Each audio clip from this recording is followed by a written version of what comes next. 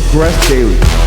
In order to get the opportunity, you must show up by any means, whatever it takes.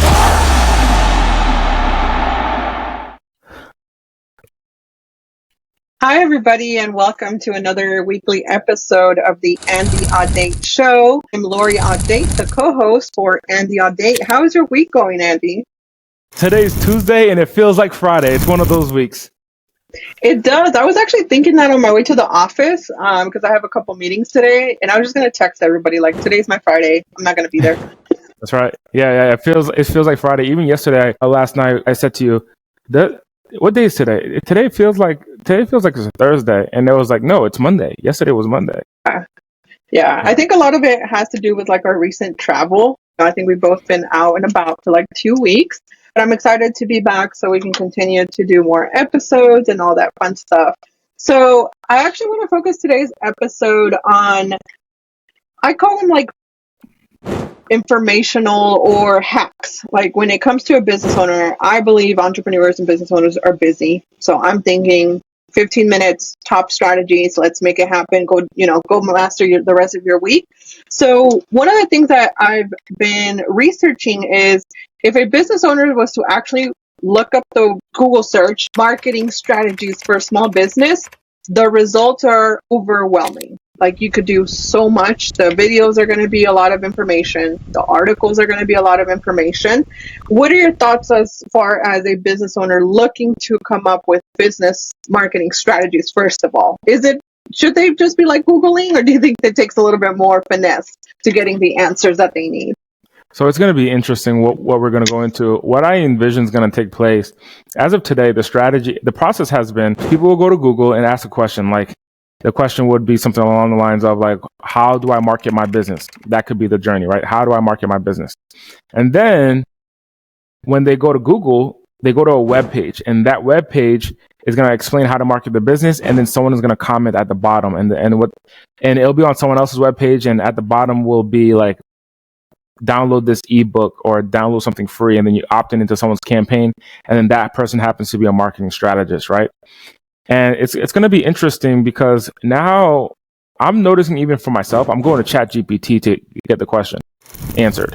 So I'm going in and I was just dialoguing back and forth with ChatGPT, and I was asking about target addressable market for a specific industry, right? Or total addressable market for a specific industry. What TAM is, total addressable market. It's like how many people in a specific area are in that industry. So for example, I was looking at how many hair salons are in a specific industry, how many in a specific location, how many insurance companies, so on and so forth. And I'm trying to do it with Google, and I see all of these different articles, all of these different ads, so on and so forth, just to get the answer. And I'm looking at ChatGPT, and ChatGPT just gives the answer. So it's going to be interesting how people find answers in the future. Like you just said, like to do a marketing strategy, but it's also going to be interesting how people get found. But today I would just say, hey, let's start utilizing artificial intelligence that's connected to the internet to give us the answer. Yes, I do think that a lot of businesses can actually use, the AI to give them some answers. But I do think, though, AI can only do so much. So doesn't it take a little bit of finesse, like actually knowing what to type in or what your end goal is? So I guess this goes back to the question, as a business owner, should they even start looking into marketing strategies if they're not even clear like what they're trying to solve in their business? Because sometimes I think there's a trend. Someone says you should be posting on social media every day. You should be doing 10 videos, 10 podcasts. And then they skip what am I even doing this for? Yeah, that's a good point. So I would say this, man. It starts off with theory, and then you prove yourself right or you prove yourself incorrect. It's one of the two. So you're gonna either prove yourself right or you're gonna prove yourself incorrect. So you have a theory of what customer needs a service. You have a theory of that or a product. So for example, I am a baker, and my theory is that there are going to be people who want the cupcakes in this specific area, and I want to open up a bakery. That's a theory. And then I'm going to go and market that product. Now, there's a lot of research that you can do ahead of time to see if it makes sense. So for example, we want to identify who the customer base is and identify, is there a market with that need? If there's a lot of money that is upfront to build a business. So for example, there's a new spot that we like, the Lobster location here in Las Vegas. You can get lobster rolls and so on and so forth. And because I'm from the East Coast, there's no lobster rolls usually on the West Coast. You have to go to a specific location, specific business. So there's a market for people who want lobster rolls, but you have to be in front of those potential customers. So you can invest either A, market research to identify, is it a worthwhile investment before I invest? Or B, you can invest money, or B, you can invest time and actually start selling the product. So if you're just starting out, you can just invest time and actually go pitch some people on your product. So for example, if I was going to start an online course, I would go ahead and go to my target customer and I would say, hey, do you want to buy this course? And then when I sell the course, that's when I'll start building it out. But if I was going to put a heavy investment, so if I'm going to put a heavy financial investment, the first thing I'm going to do is I'm going to identify, is there a market and how much of the market is there and what percentage is available and up for grabs and how much can I acquire? How many customers can I acquire? I'm going to do market research. I'm putting money into the equation to identify those elements. If it's a small investment to get started, like an online course, I'm going to just put time into the investment to identify. And that time that I'm going to put to identify is just going to be go ahead and start pitching and start selling. Yes, I think it is important to identify like the product, what offer they're going to have, at what price point, because then they can determine if it's even worth the amount that they're going to invest in marketing. So I do think that that is important. Now, for a digital business, or not just a digital business, but let's say, does business marketing have rules? For example, if you have a course, you sell an online course for, let's say $2,000, will their marketing plan be different than someone that owns a fitness gym in Las Vegas? For sure, without a doubt, for sure. Because the first thing that you want to identify is what is your total addressable market? How many people can actually purchase your product and how many people actually have a need for your product? And if it's something geographic, like a gym in person, how many people are around that are willing to travel into your gym to use your product or service? So that's the first thing I'm going to identify before I put any money or effort to build out. I mean, imagine like I want to build a gym and I say, you know what, man, if I want to do it in downtown LA, it's going to cost me $4 million to build a gym. But if I go in the outskirts of Idaho, in the deserts right next to, or even worse, in Nevada in the desert, and there's nobody around. I'm not talking about nobody like there's a CVS on the street, nobody. I'm talking about that it's complete, like there's tumbleweed going around, and you just build a beautiful looking gym, but that was cheaper and it only cost $500,000 to build. It does not matter. There's no one there that can actually go ahead and buy your product. There's no one driving by. There's no traffic. So what you want to identify is, are you going to be in front of your potential customers? Yes. That's what makes a difference. Yes. And I also, you mentioned like someone that just started a business, but I think that's subjective, right? Someone may consider themselves like, I just started my business, but they've been doing it for 3 years. I think that may still count as someone just started their business. They just haven't reached the goal that they thought they would be at in 3 years. Yeah. What I've seen many times is sometimes people will say, I have the business and I'm willing to make the calls. Like I can sell. I've sold before, but I don't have leads. Andy, can you give me some leads? Where are the leads at? What's your response to that common question that we both get? Like, but I don't have any leads, Andy. Like, where are the leads? What do you usually say to that? The question I ask is, are you in front of the leads in the first place? Are you in front of the potential customers? How do they get in front though? Like, what does being in front mean? So when you're looking to communicate to a specific market, understand where their pain point is, understand the challenge. When you are selling a product or a service, you are selling a solution to a problem that they have. If you're selling food, the problem that they have is hunger, right? So are you in a place where they're hungry? If you're selling online money-making skills, are you in front of your customer where they spend their time? Just follow attention. You want to follow where your customers put attention is. So you got to know your customer. So number one is put yourself in the shoes of your customer and understand where they're going to spend their time. So for example, if I was just starting out a business, let's say that your target customer is people who are just starting their business. Where are they going to search? Because that's where they're going to put attention. They're going to go to Google, right? Maybe they'll go to YouTube and say, how do I start a business? So you want to be one of the search results that is found online when they say, how do I start a business? And your video pops up. If your customers are the 19-year-old, the 17, 18, 19-year-old, 20-year-old ladies, for example, like we have a client who services that specific demographic in our software company. And is she going to put ads in the newspaper? Of course not, right? No. There is a 17, 18, 19, 20, 21, 22-year-old girl looking in the newspaper to identify their next strategy or their next move in their life, in their career? No, they're not. Well, are they on Instagram? Yes, there are lots of them. On Instagram, right? And even much more so, they're going to be on TikTok. So you want to be in front of them and on whatever platform that you're on. This is why it's like, it doesn't matter if it's TikTok, if it's Instagram, if it's newspapers, wherever my customers are at, I'll get in front of them. That's what you want to look at. Whatever my customers are at, or wherever your customers are at, you want to get in front of them. And then you want to have a value proposition. So number one is get in front of your customers. Number two, create a value proposition. And what the value proposition is that you're proposing a level of value to the problem that they already have, that you know that they have. So for example, if it's food, the value proposition is get chicken nuggets for 99 cents, right? Or get the salad for $9.99, right? Whatever that proposal is.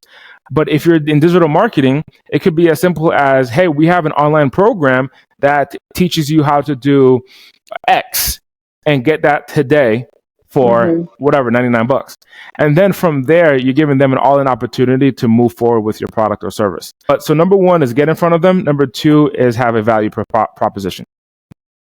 Now, since you're mentioning get in front of the customers, so you can get in front of customers by doing videos, like you mentioned, do a video like me and you are doing this podcast. You can go out to local events or the events that make sense, right? So if you are a fitness coach, you can go to like a wellness vendor event and like they're going to be there, right? The customers. Does this mean or imply that in order for a small business that wants to generate leads or generate sales, the owner should actually anticipate to be the personal brand? Like they need to get comfortable with the idea, like, yes, you're going to be the face of it, making videos, going to events. Would you say that's a necessity? In today's world, yes. 10 years ago, the answer was no. You don't need to be a personal brand. A company brand will be suffice, meaning the brand of your company is more than enough. Today, people trust the personal brand. And the established company brands, what they're doing is that they're paying the personal brands to drive traffic into their business, because without the personal brand, the business dies. That's what's happening. So when you look at, for example, Amazon, if you are on the Amazon app, when you log on and you see these people that are live, those are the personal brands that are driving traffic back into Amazon's products to create sales. If you sell whatever you sell, you could sell online courses, you could sell services, you could sell products. When you have a personal brand, people establish trust with that brand. So today's world, if you don't have a personal brand, you are either doing one or two options. You are hiring the personal brand, so hiring someone else to be the face, putting someone else in that position. That's number one. Or number two, you're dying. Your business is going downhill. So in today's world, you got to either hire the personal brand or be the personal brand. I was just talking to a CEO. He runs a business with nearly 5,000 customers, almost 200 employees, and in the multiple millions. And I asked him, what are you doing with these other companies that you have? And he's like, I got to hire other people to be the face of them. I'm not the face of those brands. So he has equity in those businesses, but he doesn't have to be the brand. He just has other people be the brand because he knows that that's the world that we live in today. People do business with people that they know, like, and trust. And the question is, do they know, like, and trust you? So if you are an established business, if you are completely established, and your strategy shall be paying influencers to talk about your product, talk about your service, and invest into those people to grow an audience, to drive the audience back to you, right? To drive the audience back to you. You and I were talking about Bigger Pockets, right? Bigger Pockets, the two podcast hosts that run Bigger Pockets, which is a real estate education platform. And most people were thinking like the podcast hosts were the owners of Bigger Pockets. And come to reality, it's like, no, they were just a podcast host. They were just a brand. There's other people who own the company and they're just behind the scenes. They just hired someone. Like you put a couple people on salary, right? You pay them, you can pay them $5,000 a month just to do that service every single month, right? And you might have a couple people, so you pay 10 grand a month to have someone, and that's part of your marketing spend, to have those people build their brand to drive traffic back to you. The companies that don't choose not to have a personal brand, for example, like Sears or JCPenney, they start going downhill because they thought the original brand, the company brand, was more than enough, which in today's economy, it's not. Yes, I agree. I think that sometimes business owners anticipate that as long as you have a logo, a banner, and a website, you're set. But I think it's a lot more complex than that.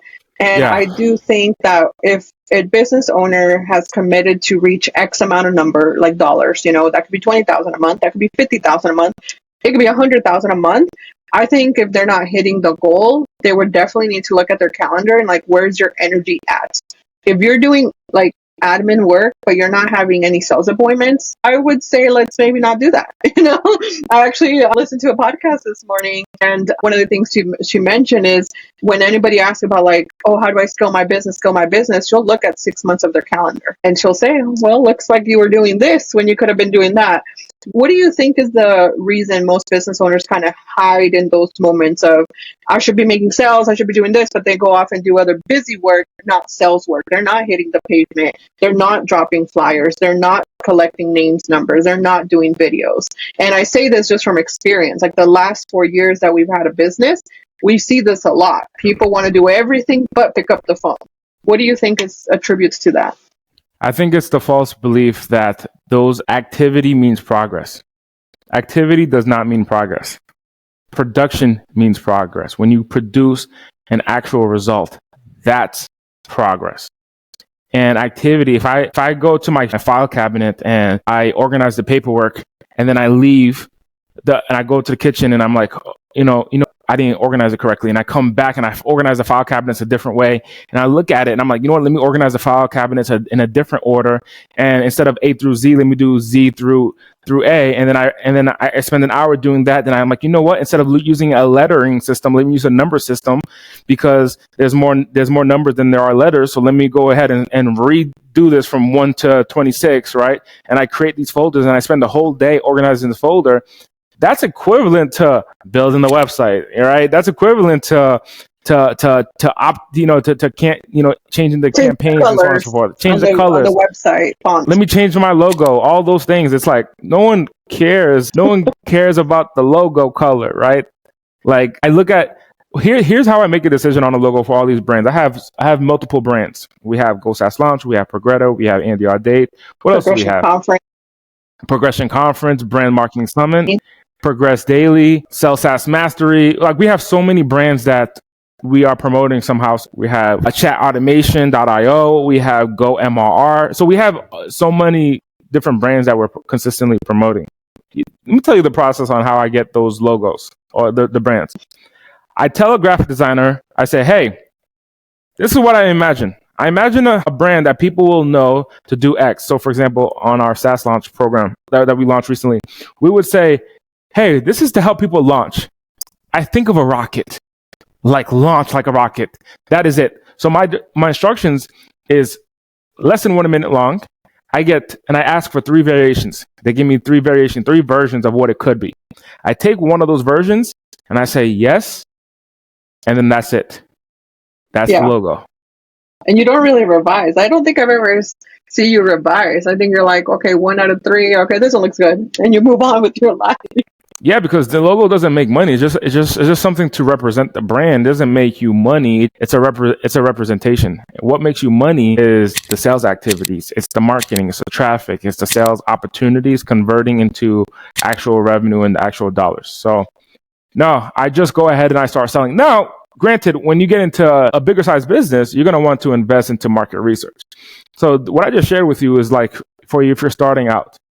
Right, because there's a lot with color theory and strategy there. So, for example, like yesterday, in the office. Right after lunch, I went to go to we work out of a co-working space. And I went and I met a woman and I said, what is your job? And she said, oh, my job is, she works with, the grocery stores. So there is psychology in the grocery stores when someone walks in, whether majority of people are going to walk right or walk left. There's psychology there. I've read about that, even where the aisles are placed and things like that, why certain products are up or low. Exactly. So, for example, the business owner, what they're doing, you know how, like, so she was talking about a new grocery store that opened up in the Midwest.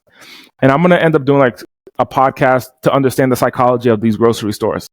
But this grocery store that opens up in the Midwest, what they were talking about is the owner itself, the person who set up the business, they put these construction type of steel shelves, right, for the business. So you're going to put bread, you're going to put cereal, you're going to put produce in these steel shelves. And then the other option was to hire her or hire her firm. And what they did is that they put these wood-like cabinets. And it says farm fresh with the farm doors, with the barn doors, right? And it says farm to family, fresh from the farm to your family, right? And then it has a bunch of pictures with plants and vegetables. So one experience is you walk in and you see these steel-like experience. And then the other side, you walk in and you see this home vibe, this farm vibe, vegetables, fruits, and they spray a little bit of water to make it look misty. And now the psychology is like, you know what? Let me go buy some of this because this feels like I'm in the farm and this other side feels. So like there's so much psychology when it comes to this. So like you can invest into that heavily when you're making the millions of dollars. And what that's for, it's to understand how customers are going to make their decision, buy your product, and you can pay in advance for research. So for example, a grocery store is going to want to invest tens of thousands of dollars to understand the floor plan up front, to understand where's the best place to put their grocery store because they're investing millions. However, if you're just starting out inside of your business and you're investing a few $1,000s and you're just at the beginning, it's okay to just start taking action and start testing with actual activity that moves a needle rather than putting, money or even, spending time on research. Or hiring a consultant or a firm or like an ads runner or anything like that. Well, that actually leads into my last question. From all the multiple businesses that you've had and grown, at what threshold or income level should a business owner start actually generating or do paid marketing? Paid marketing being either you pay a marketing consulting team or you pay a marketing expert or you pay ads, like you actually pay for the leads. You can pay for leads or people or consultants, whatever. Because in the beginning, ideally, they're doing organic. They're doing their own videos. They're uploading it. They are creating the content, the traffic. They're dropping flyers, like I said. At what threshold or income level should a business owner even start considering paying for these services? The point that you should start actually paying for ads is when you are at a stage that your organic process is working very well. If your organic process is working very well, you dump money into it. That's when you start running ads. I was with a gentleman last week. He runs a software business. He actually left his original software business. He sold it for $176 million. He exited that business for $176 million.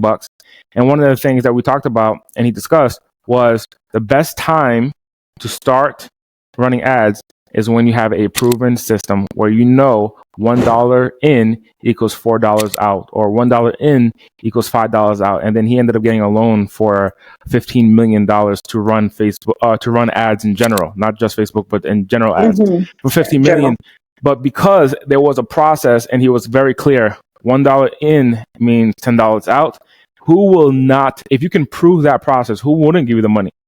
Right. So they grabbed the loan, took advantage of the loan. They ran up that monthly recurring revenue on that business, paid the loan back, and then kept the profit of that monthly recurring revenue for years to come, and then ended up selling the business for 9 figures. Got it. Yeah. So you got to have the system. You have to have sales. You have to have a process.